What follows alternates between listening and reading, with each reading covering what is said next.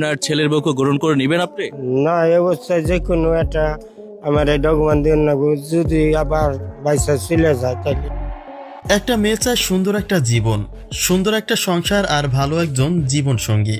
স্বপ্ন দেখি, কিন্তু সেই স্বপ্ন পূরণের দায়িত্ব কে নেবে?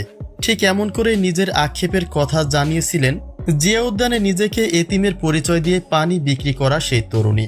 কিন্তু খোঁজ নিয়ে জানা যায় তিনি আসলে এতিম নয়। তার বাবা মা স্বামী সন্তান সবাই আছেন, এবং তার সঙ্গে বড় সারপ্রাইজ হচ্ছে তিনি যে স্বামীর সংসার করছেন সেটা পঞ্চম স্বামী।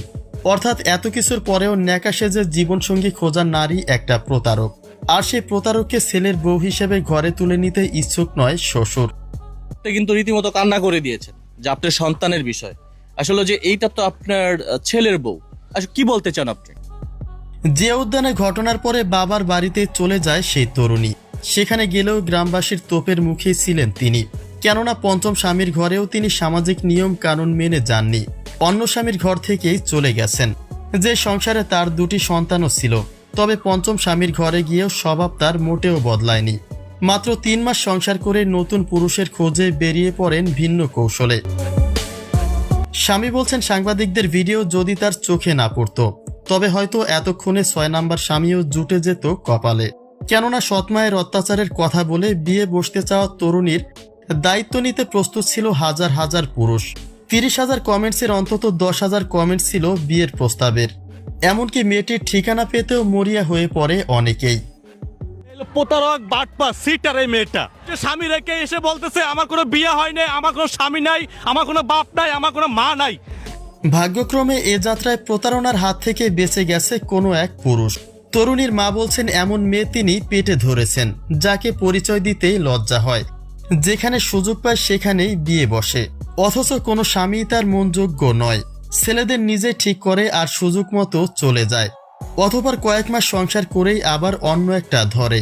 ঠিক তেমনটাই হয়তোবা ঘটতে যাচ্ছিল জিয়া উদ্যানের ঘটনায়। আপন মাকে সে সৎমা বানিয়ে যে নাটক সাজিয়েছিল তাতে গলে যায় হাজার হাজার পুরুষের মন। এবং সময় মতো পঞ্চম স্বামী যদি যথাস্থানে উপস্থিত হতে না পারত, তবেই নষ্ট হতো আরও এক পুরুষের জীবন। তথ্য নিয়ে জানা যায় মেয়েটির বাবা একজন রিকশা চালক, মানিকগঞ্জে তার বাড়ি। বলতে গেলে গরিব ঘরেই তার বেড়ে ওঠা, কিন্তু মাত্র 17 বছর বয়সেই 5 স্বামীর ছোঁয়া তিনি পেয়েছেন। যে ঘরে সন্তান জন্ম দিয়েছেন শুধুমাত্র সেখানেই দীর্ঘায়িত একটা সংসার তিনি করেছেন। এছাড়া 2, 4, 6 মাস পরপরই স্বামী পরিবর্তন করতে হয় তার। পঞ্চম স্বামী বলছেন, তিনি যখন নিজের কর্মে ছিলেন তখন বাইরে থেকে ঘুরে আসার কথা বলে উধাও হয় তার স্ত্রী, এবং সবশেষে 3 দিন পরে খোঁজ মেলে জিয়া উদ্যানে। তবে স্ত্রীকে তিনি মেনে নিলেও মেনে নিচ্ছে না তার পরিবার।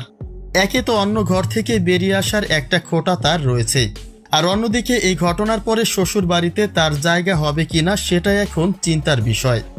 আমি বাইরে থেকে একটু ঘুরে আসি, এই করার পরে ওরাতে যে ঘড়ি আছে, ঘড়িটার আমি টাইমটাও মিলিয়ে দিছি। মেয়েটির শ্বশুর বলছে তার কপাল এতটাই খারাপ যে এমন একটা স্বামীখোর মেয়ে জুটেছে ছেলের ভাগ্যে। 2 দিন পরপরই স্বামী বদলানো এমন মেয়েকে তিনি আর নিজের ঘরে উঠাবেন না, কেননা আজ ঘুরতে যাওয়ার কথা বলে উধাও হয়েছে, কাল অন্য কোনো বাহানায় চলে যাবে। অতএব এমন মেয়েকে বিশ্বাস করে আবারও ভুল করতে চান না তিনি। ঘটনা ঘটিয়ে মেয়ে তার বাপের বাড়িতে উঠেছে, সেখানেই থাক। বাবা মা দেখে শুনে তাকে আবার বিয়ে দিক, সেটাই সবার জন্য ভালো হবে। আপনার ছেলের বউকে গ্রহণ করে নেবেন আপনি? না, এই অবস্থায় যে কোনো একটা আমার এই ডকুমেন্ট দিয়ে না, যদি আবার বাইসা চলে যায় তাহলে তো আর ভেজাল।